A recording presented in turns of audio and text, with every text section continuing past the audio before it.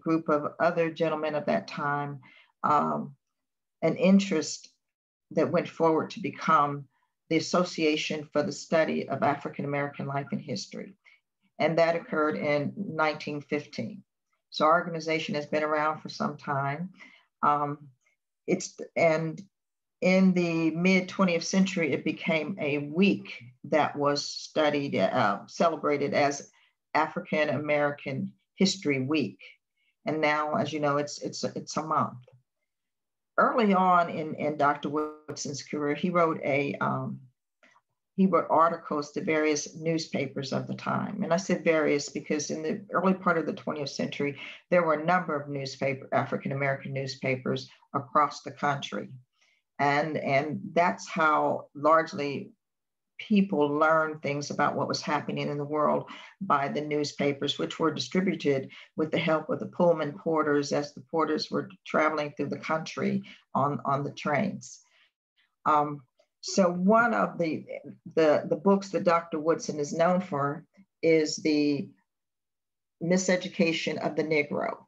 And this is a compilation of essays that he wrote. And I would like to just read one paragraph of a very brief paragraph to kind of explain what this is about. And this is a paragraph that was written in the foreword to the most recent publication of this. And it's by the publisher, V.P. Franklin, who is also a member and on the board for ASALH. To whom much is expected, to whom much is given, much is expected. This Christian belief came to define the relationship between African-American educated elites and the working Black class in the late 19th century.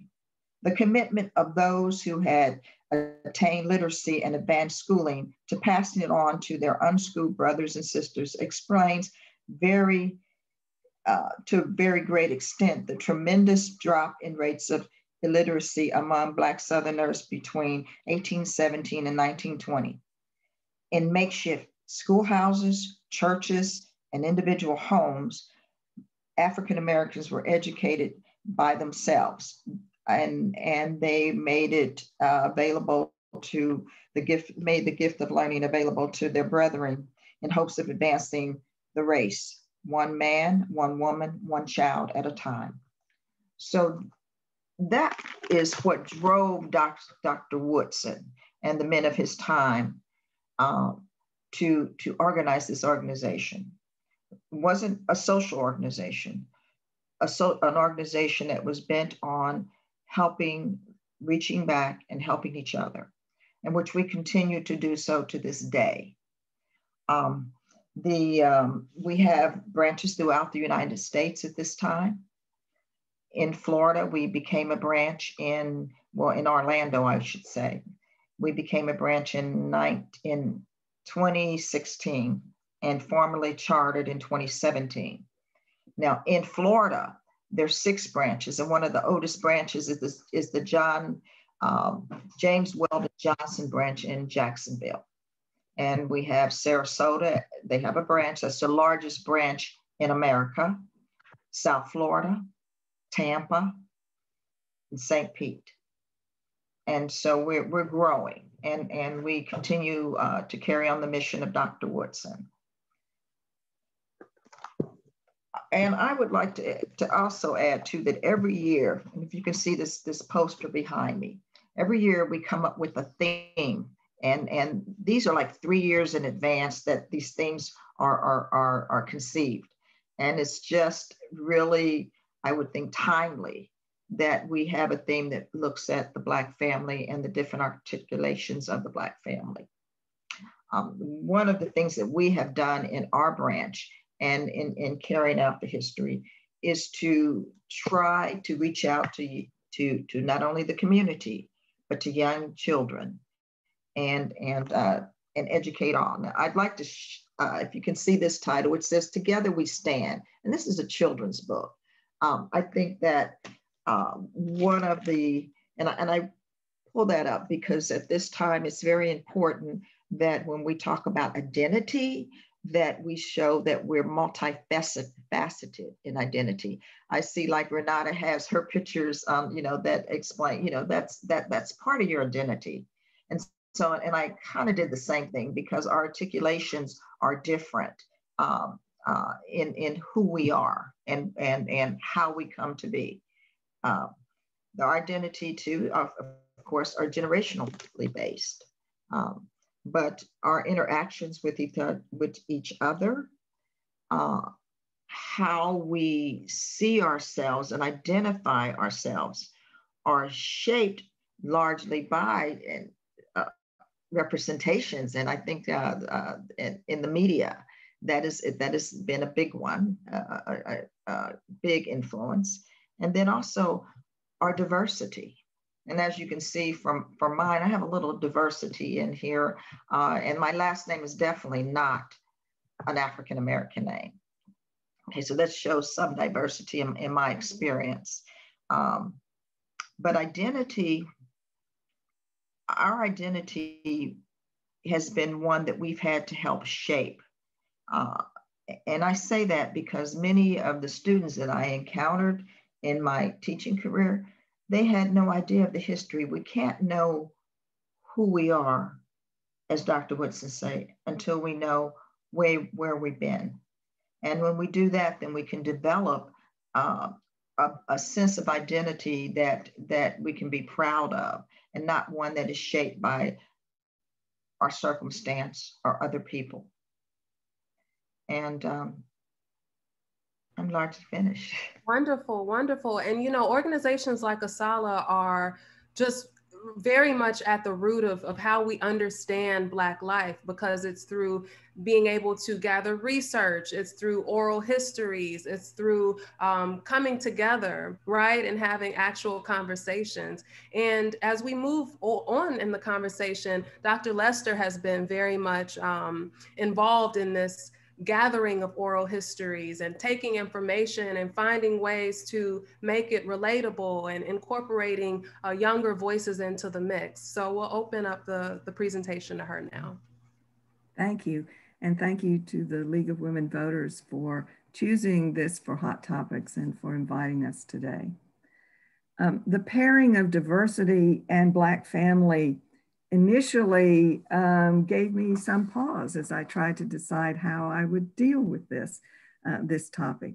It also gave me an opportunity to reconsider some of the work I have done. And I expect our conversation today between the panelists and with the audience will open additional avenues for understanding the past. I will approach the exploration of diversity in the Black family primarily from a historic perspective that's focused on the Jim Crow era from the 1890s to the 1960s.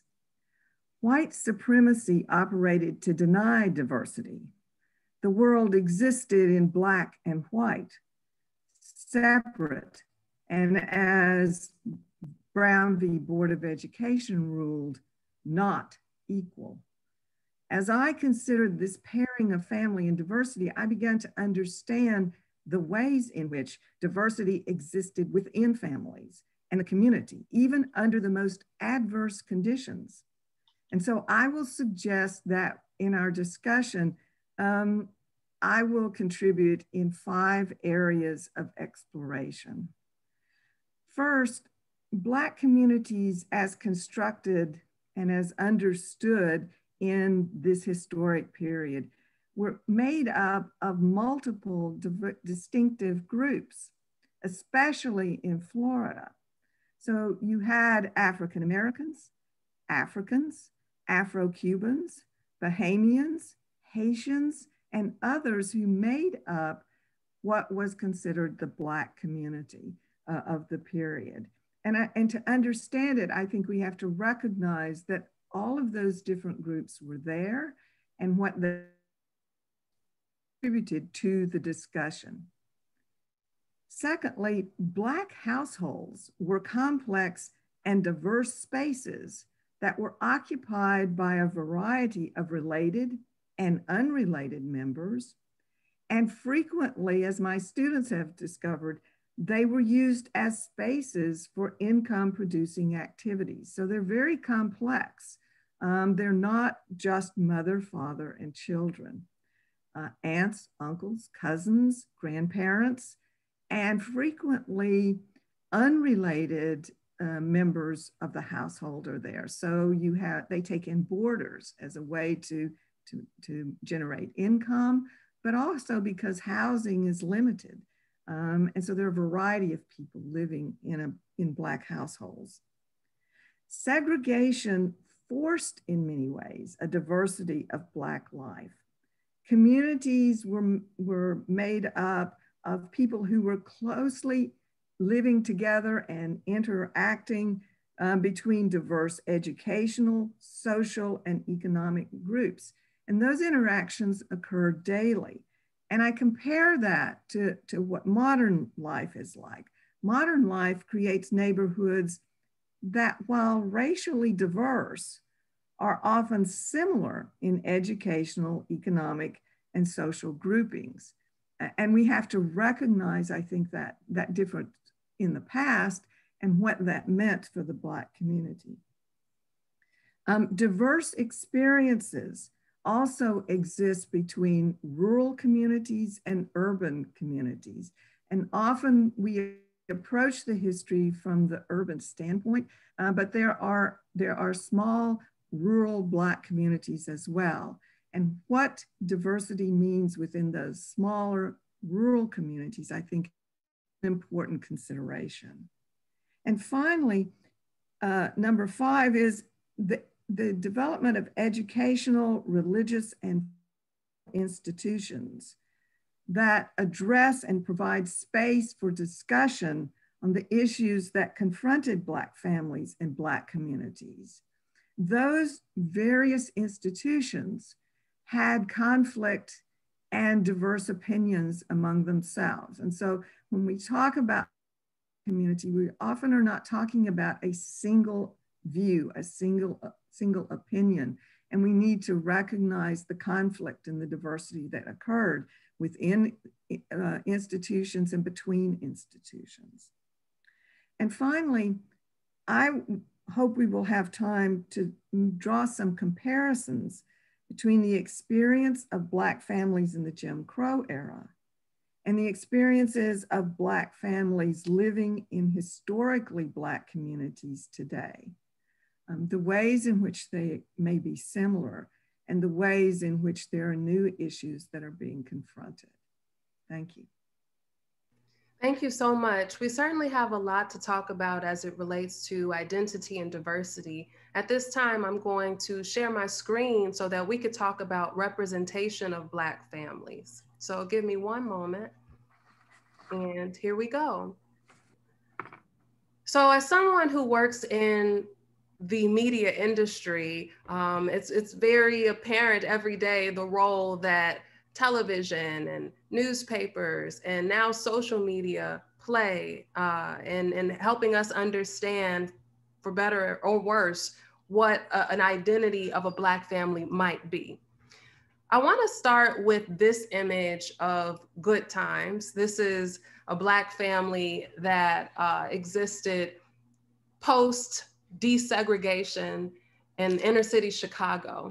And we see a portrait of joy, we see a portrait of nuance, but we also see a portrait of a stereotype of a family that is existing in a state of intergenerational poverty, which is something that we definitely have experienced through media perceptions of Black identity.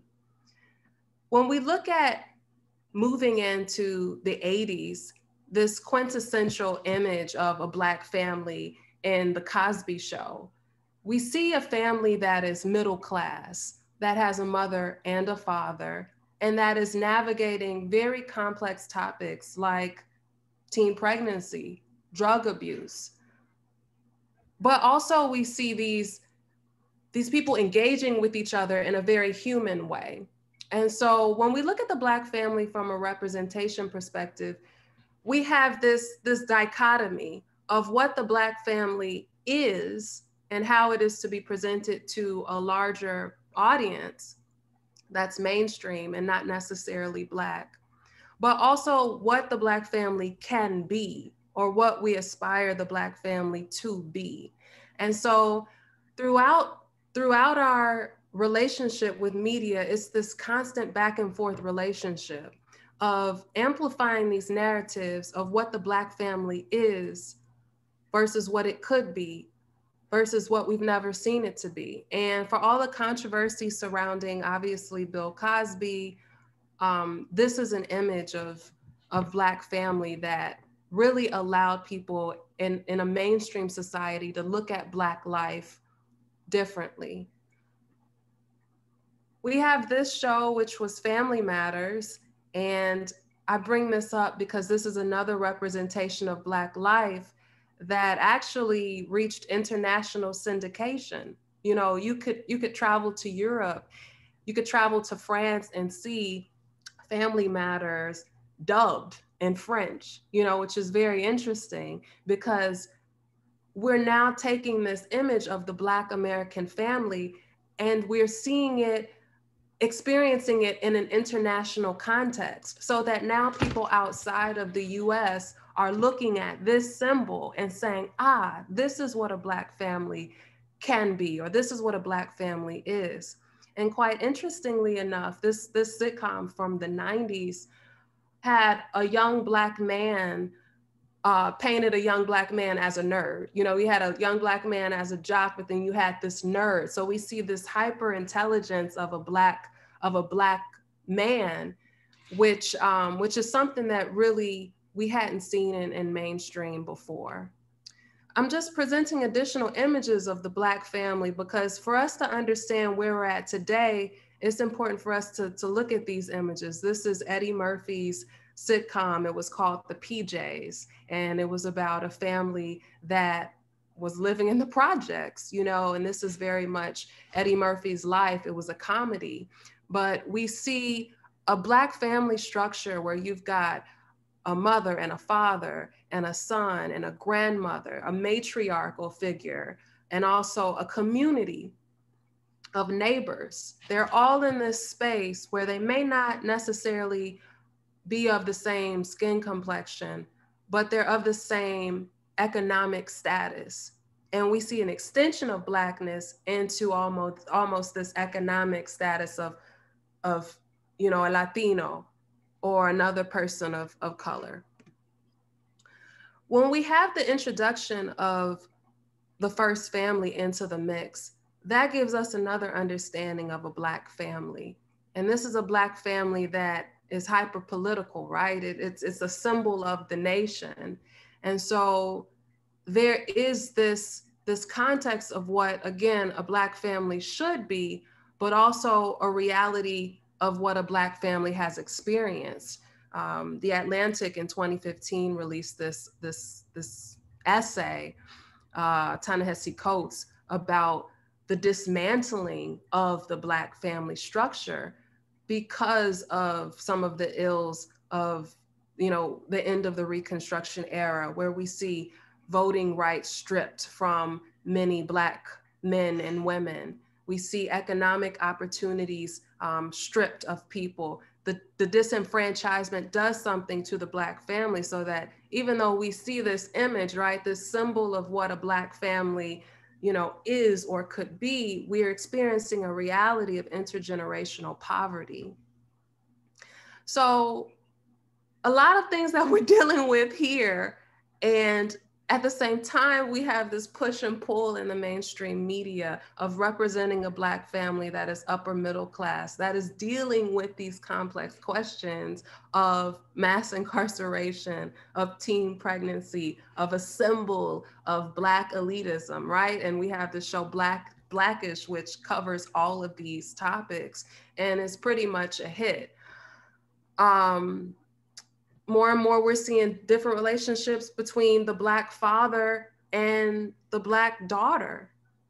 This Hair Love series is very important and sort of showing Black male identity through a different lens. And it's all very, very helpful for us.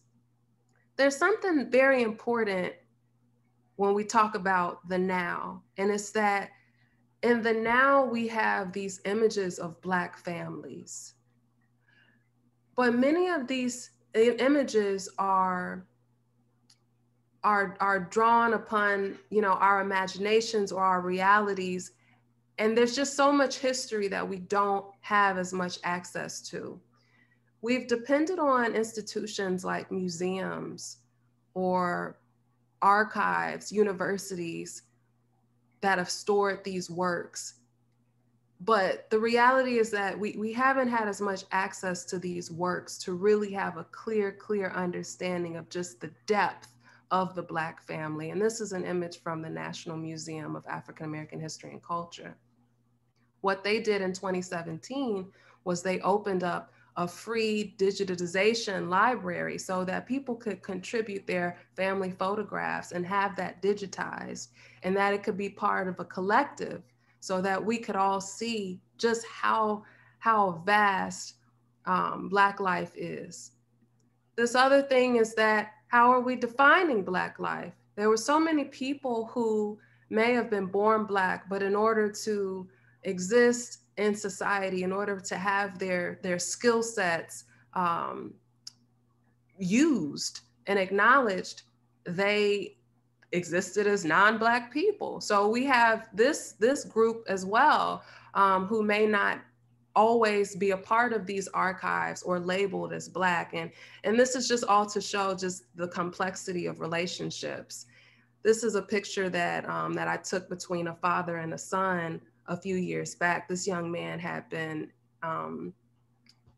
in a situation involving the police in Winter Park, and he was sent to a civil juvenile justice facility here in Florida. But he ended up okay. He ended up going to college, and this was his father. And here we just see Black joy.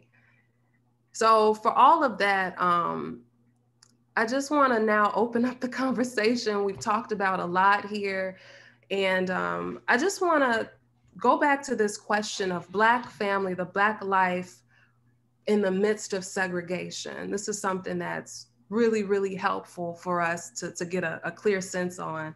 And Dr. Lester, you made a point. You said that we could see the diversity of Black life in the segregated South. Segregation forced a diversity of Black life. Can you talk a bit more about that?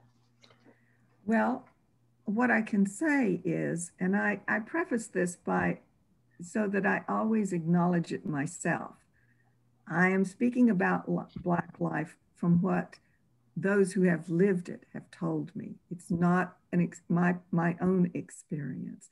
And I say that always to remind myself, not to sound too professorial about this, because it is not my lived experience.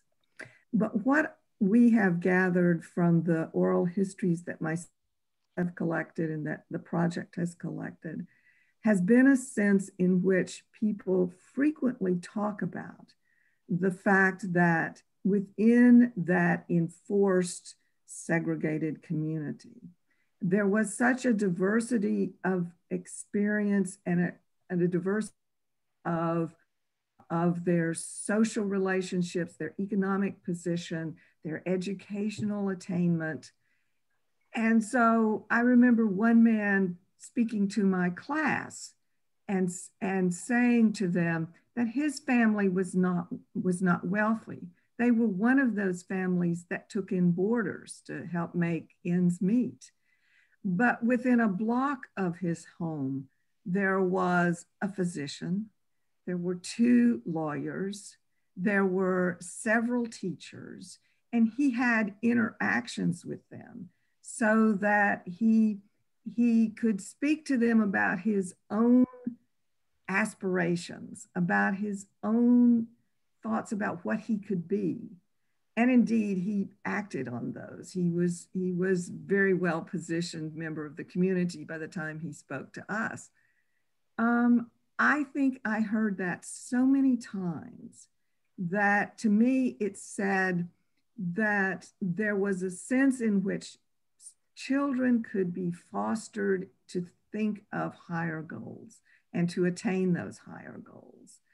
And that said to me that that community was very important in that period of time. So many people talked to me, men and women, about the way in which as children they felt protected in their community. They felt like there were people who would stand up for them. And in fact, many of them expressed the view of telling us the moment in which they realized what segregation was, the horrors of segregation.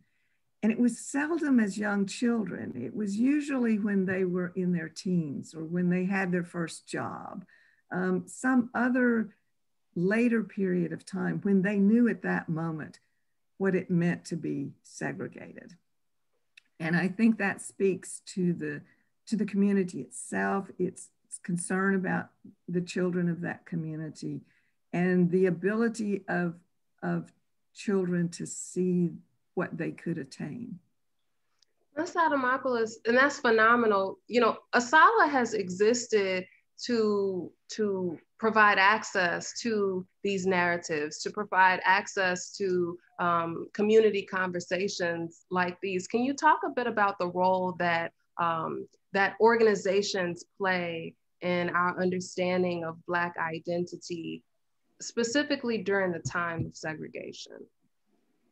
Segregation.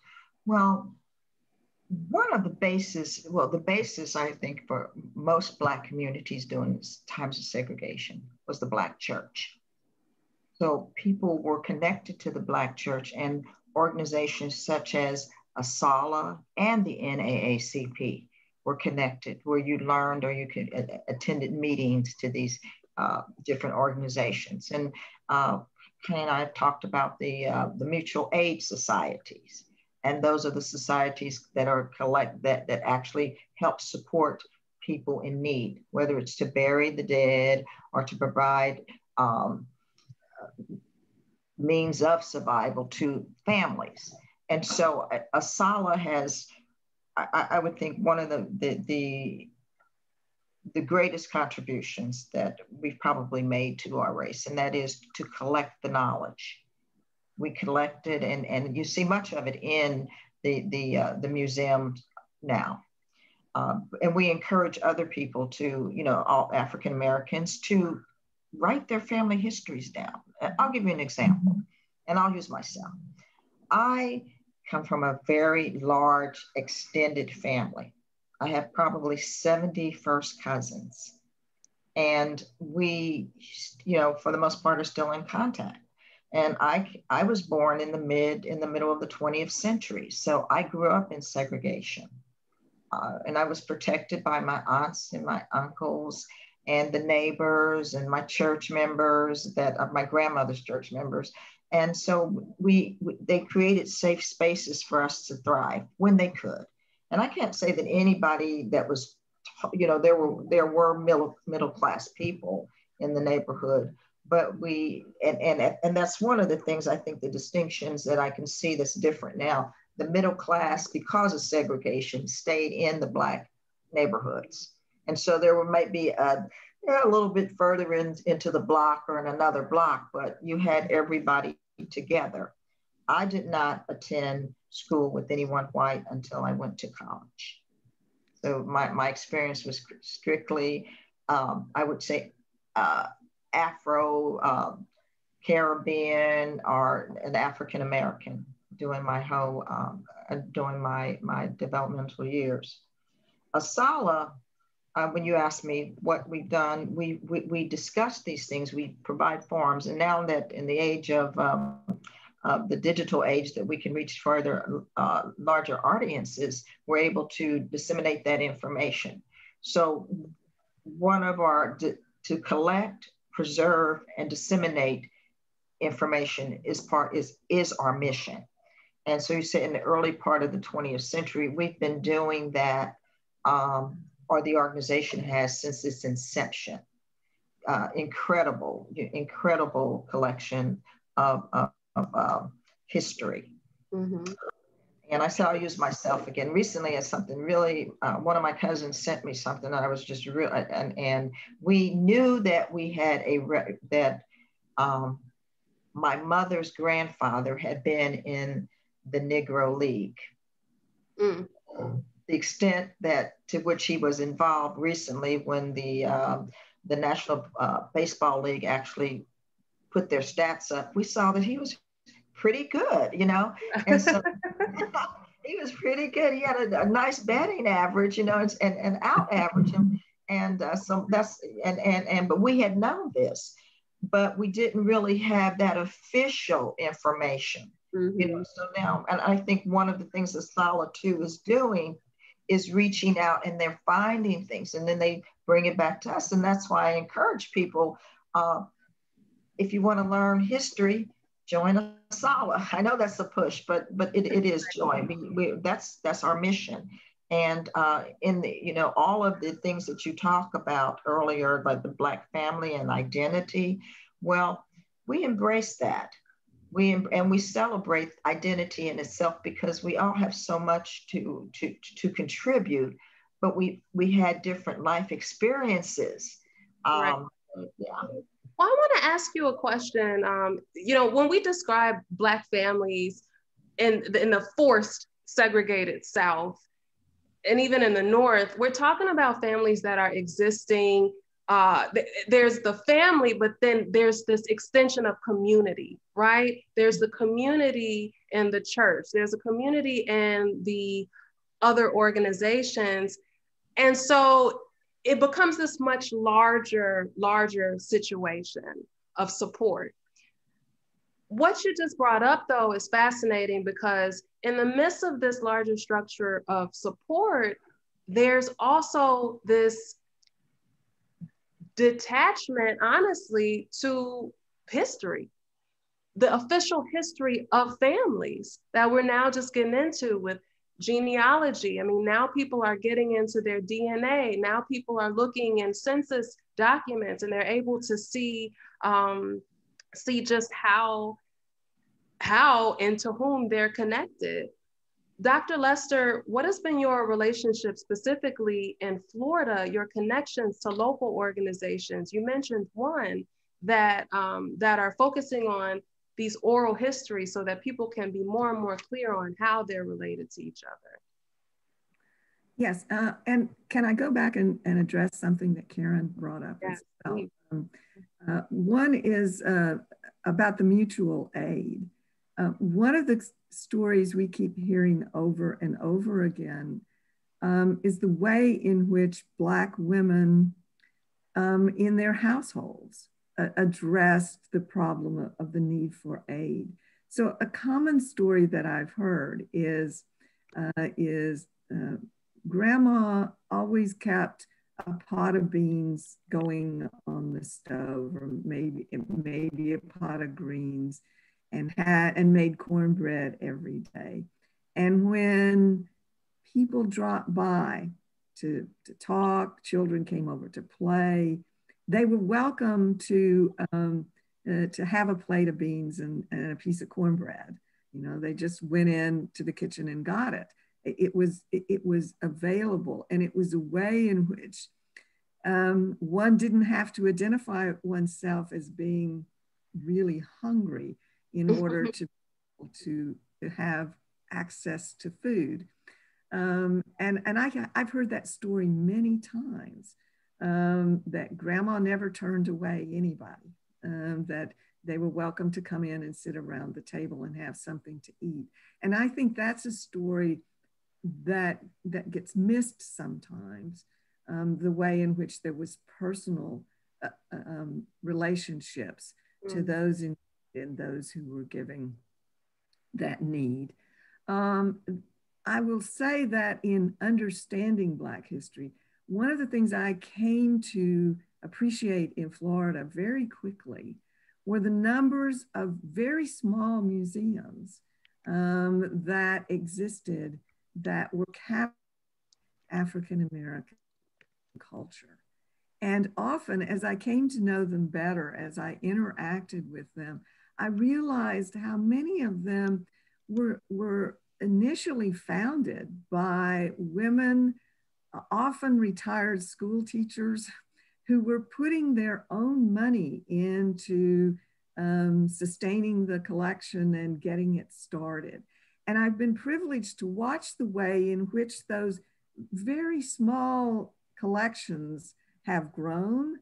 And over the years, as a new generation has taken over those collections, have become very professionalized in a way that make them more accessible to more people, and that have preserved African American history at moments when it was the hardest to preserve it. And I've come to really appreciate those women. This is great. And we see someone from the audience is commenting, I feel that my teachers, African American, helped to shape my educational future. This was done because my teachers served as parents in the present. And when my parents were not present, they stepped up to the plate to cheer me on and to stay focused. And, we talk about the educational space as being more than that, as an extension of community. Mm-hmm. But the stark reality here in the societies that we've seen public education defunded. We've seen an increase in this wealth gap, so that what's happened is disproportionately Black families, Black poor families have been hurt.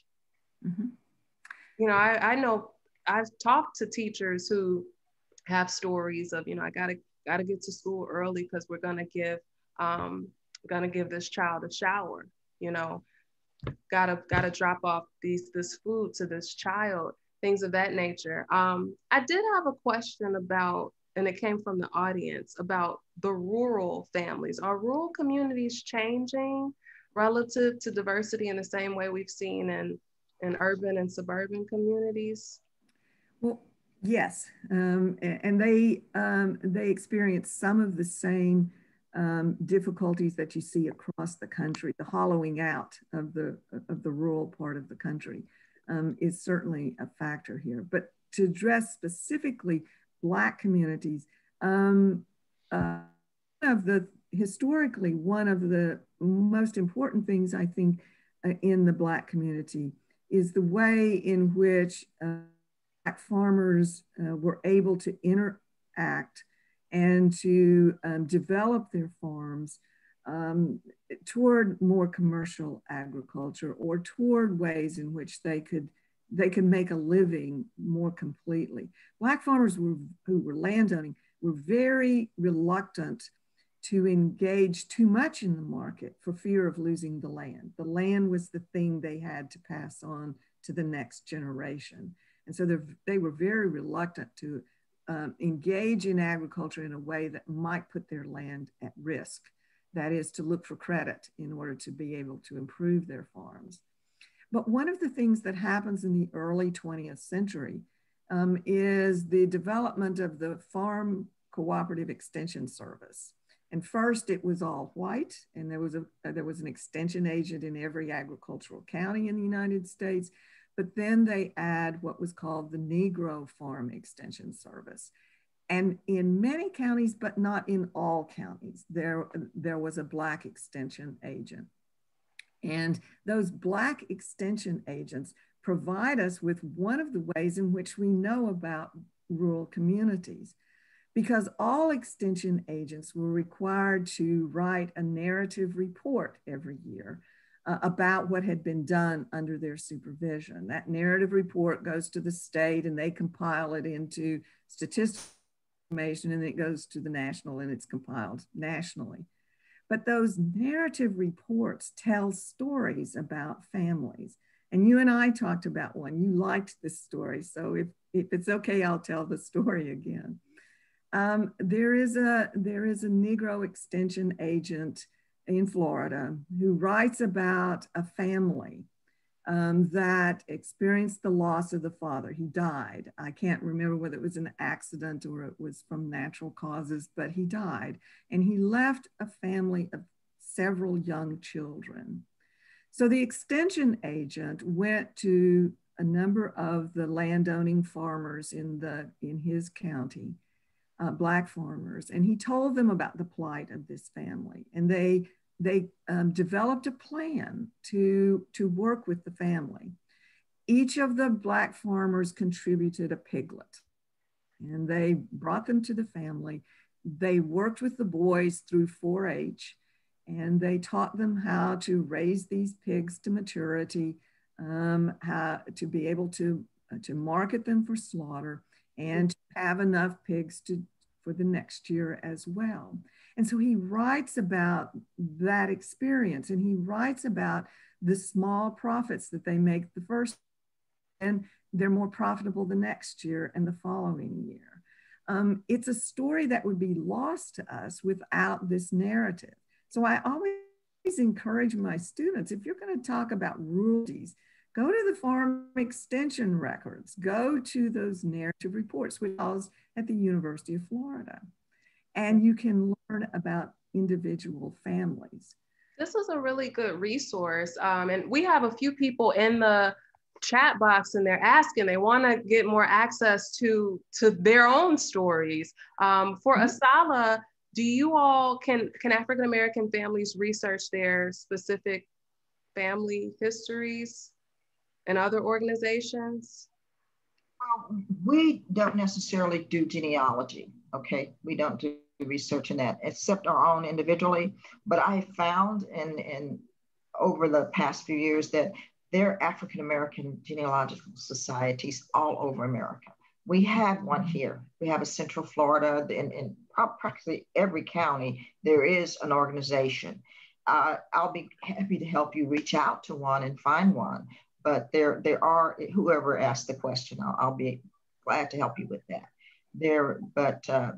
We will help you. And every now and then we have projects. Like now there's an ongoing project, and I think UCF is also having, and that's the Veterans Project, and to get veterans' name, to work on that along with the art, to put them into the archives too, so the veteran, to identify veterans. And that's something I think is happening all over America. I do know of several states that have huge genealogy, works going on. And I know this is straying from the question. I'll be quick about this, but I want to say that one of the things that my family did, and that is that my grandmother sent me to the country in Tennessee when I was 13 years old. And I was, and I had never been to rural any place, but she made me go there so I would know where she came from and my relatives there. And I think and I know everybody doesn't have that kind of connection, but I think that in searching, that's a personal journey too, that in finding that your own journey. And now we have, like you said, we can find DNA that will tell you often, where you may have relatives, but we have more resources now that you can make that an individual and a personal journey. Yeah, and it's interesting, in the midst of all of this, we've had through social media, so many accounts, so many magazines pop up. I'm thinking of one in particular, Black Archives, where people send in their family photos and or just any sort of photos of Black life.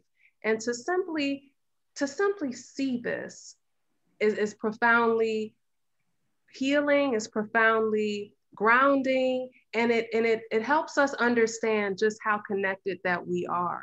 I do have some more questions as we wrap up. I know, and I wish we could go on and on, because this truly is just the beginning of a conversation. How can we in the community help share the rich history of the Black family? Many people in the community know little of their own family history. That's true, I agree. In teaching, I found that many people don't know beyond their parents, if they even know their parents, what the history is. I think creating spaces and opportunities for people to learn. This is an opportunity such as this, and not just the Black community, but the larger community, and to even go further and accentuate our connectedness, the things that we share in common. you know, and not separate it so much, you know, like we do. We if you deal with Black history, but Black history is everybody's history. Right. And I have found that people come to an interest in their history in a variety of ways. So as you presented, you know, showing the representations of Black family in television and movies, for instance, that people become interested in that past in that way. Music is another way. I have found that students want to know, they become interested in music. And I've directed a couple master's theses where people looked at the history through music.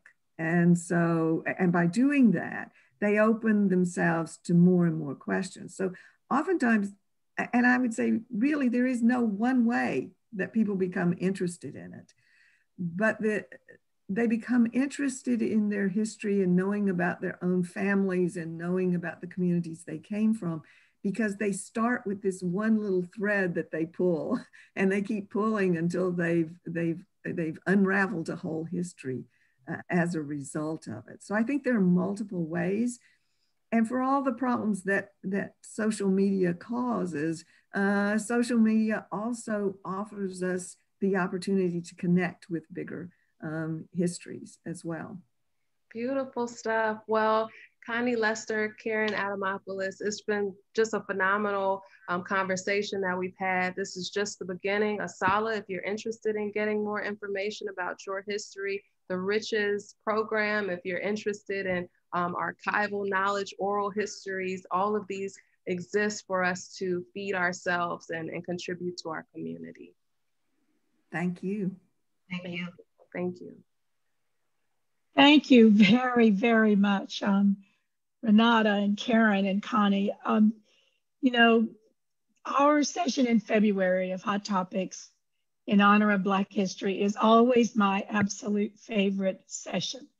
And this has been inspirational just as much as all the others. In fact, maybe even a little more. It's about time we focused on the Black family, and thank you, all three of you, for making that happen for us. There are two other events that are coming up that very directly relate to this, and we want to be sure that our members know about it and plan to participate.